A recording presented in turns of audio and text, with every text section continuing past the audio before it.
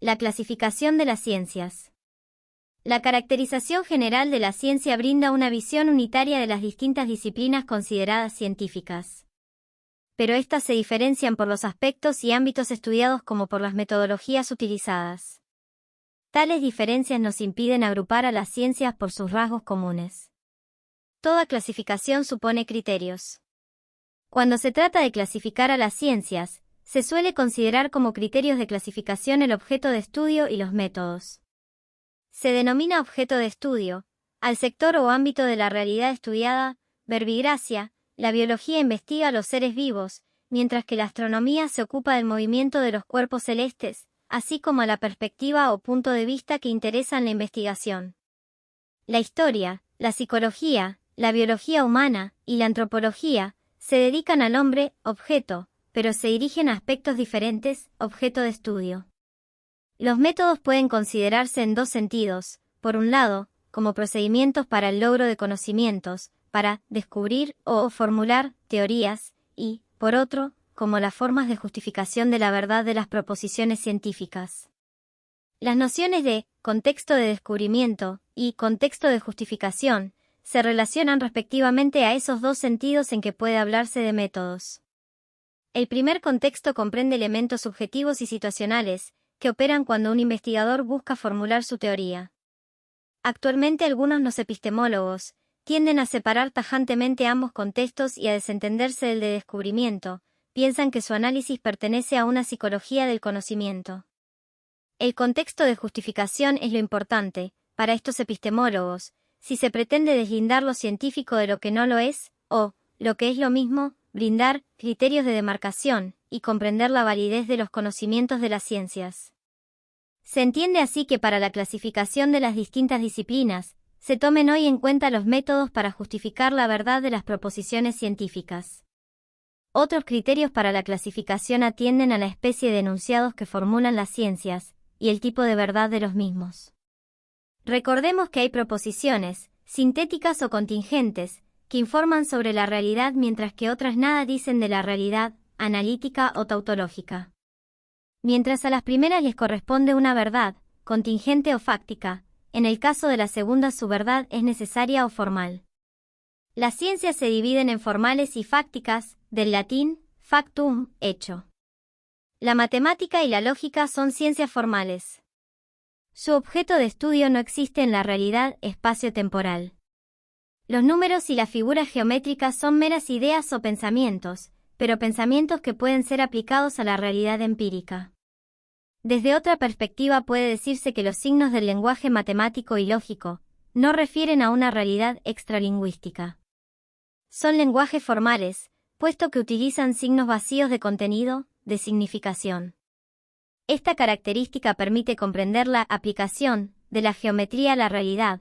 Por ejemplo, esos signos vacíos pueden hacerse corresponder con determinadas entidades empíricas, adquiriendo así significado. El cálculo del volumen de un pozo realizado en la Tierra se puede efectuar si se hace corresponder a cada elemento de la fórmula geométrica del volumen de un cuerpo, un elemento del pozo, obteniéndose como resultado el volumen del pozo. Este proceso se denomina interpretación. El objeto de estudio de las ciencias formales, podría decirse, son signos vacíos que pueden ser interpretados. Los enunciados de estas ciencias son proposiciones analíticas o tautológicas, son relaciones entre signos vacíos interpretables. Los métodos de justificación son lógicos. La demostración de un teorema es un ejemplo claro de cómo las verdades matemáticas se demuestran mediante un encadenamiento deductivo, el cual permite inferir de los datos conocidos, hipótesis, la proposición demostrada, tesis. La demostración es un método que permite conclusiones necesarias y definitivas, por lo menos como veremos luego dentro del sistema en que se logra la demostración. La verdad de las ciencias formales es necesaria y formal. Las ciencias fácticas informan acerca de una realidad extralingüística. El objeto de estudio es la realidad empírica, los hechos. Sus enunciados refieren a esos hechos, son proposiciones sintéticas. El método fundamental es la verificación, la confrontación con la realidad. Aunque también se utilizan métodos lógicos que garantizan la consistencia de las teorías, esto es, la coherencia entre las proposiciones que conforman la teoría científica. La verdad de estas ciencias es fáctica, puesto que depende de los hechos. Es provisoria, puesto que nuevas investigaciones pueden presentar elementos para su refutación.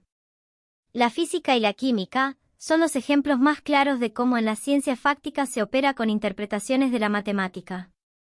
Esta disciplina y también la lógica son concebidas actualmente como ciencias instrumentales, es decir, contribuyen a la formulación de teorías explicativas de la realidad con alta precisión y exactitud, al mismo tiempo que aseguran inferencias y cálculos ya probados y fundamentados formalmente. Por otra parte, se ha considerado como un ideal de toda ciencia la utilización del instrumental provisto por la matemática. Pero tal ideal encuentra dificultades de aplicación en muchas de las ciencias fácticas, ejemplo, la geografía, pero más aún en la psicología, la sociología, etc. Para algunos epistemólogos, esta dificultad señala que las disciplinas que se encuentran en esa situación no han llegado aún a constituirse totalmente como ciencias. Para otros, esta exigencia de matematización no es aplicable a todos los ámbitos de estudio, o por lo menos, debe restringirse esa exigencia a aspectos o partes de una teoría. En el fondo, está en discusión si hay una unidad metodológica para todas las ciencias fácticas o, por el contrario, si es necesario efectuar distinciones que llevarían a subdivisiones de este tipo de ciencia. En conexión con la discusión que se acaba de mencionar, dentro de las ciencias fácticas, se distinguen las ciencias naturales y las ciencias sociales, humanas, culturales o espirituales. La elección de uno u otro nombre propone ya una concepción del hombre. La distinción tiene en cuenta peculiaridades de los objetos de estudio de cada uno de estos dos tipos de ciencias. Las primeras se preocupan por la naturaleza, las segundas, por el ámbito de lo humano. El hombre es un ser natural, pero su mundo ya no es natural. La naturaleza se desenvuelve en procesos independientes de la voluntad humana, en cambio, el mundo del hombre es construido por él mismo. La naturaleza está gobernada por la necesidad. Si el hombre logra dominar los procesos naturales, es porque conoce las leyes que regulan la realidad. Tales leyes permiten explicar el estado actual por las condiciones del pasado inmediato y predecir, por el estado actual, el futuro más o menos cercano. El ámbito humano ya no pertenece al reino de la naturaleza, sino al reino de la libertad. Entender al hombre como un ser libre supone que sus conductas y productos no pueden explicarse por mecanismos naturales, físicos y biológicos. En su ámbito, el estado anterior no determina la situación presente, sino que ésta se manifiesta como algo nuevo. Es decir, su mundo se caracteriza por la creatividad. Además, el hombre otorga sentido a sus acciones y sus productos. Ese sentido es inexplicable, en sus cambios históricos, partiendo solamente de la naturaleza. Hay distintas interpretaciones. Para unos, las ciencias denominadas sociales no han llegado aún al desenvolvimiento necesario para poder explicar, como en las naturales, toda la actividad humana, por medio de leyes tan necesarias como las de la naturaleza. Si se llegara a esa etapa, ya no podrían plantearse diferencias entre uno y otro tipo de ciencia. Para otros, todo se explica biológicamente. La estructura cerebral del hombre posee una complejidad que le permite tener varias alternativas de respuesta. Este espectro amplio de respuestas cerebrales explica lo que se ha denominado libertad. Hay quienes sostienen que no existe avance científico capaz de explicar la conducta humana, ni el sistema cerebral puede dar cuenta de las vicisitudes que el hombre debe enfrentar en las elecciones que ineludiblemente se le presentan en su vida. Más aún, si pudiera comprenderse física y biológicamente la vida humana, tal comprensión no agotaría la problemática del hombre en todas sus manifestaciones, históricas, políticas, culturales, sociales, religiosas y personales. Cada una de estas posiciones maneja presupuestos distintos. Las dos primeras posiciones mencionadas suponen un único método, el de las ciencias naturales, válido para la explicación de todo objeto de estudio. La tercera remarca las diferencias entre lo humano y lo natural, porque entienden que la metodología debe adaptarse al objeto de estudio y no a la inversa. Defienden el principio aristotélico llamado principio de la claridad objetiva. Es propio del hombre instruido buscar la exactitud en cada género de conocimientos, en la medida en que la admite la naturaleza del asunto. Cada ámbito de objetos requiere, de acuerdo con sus peculiaridades, Adecuadas exigencias metódicas de cientificidad.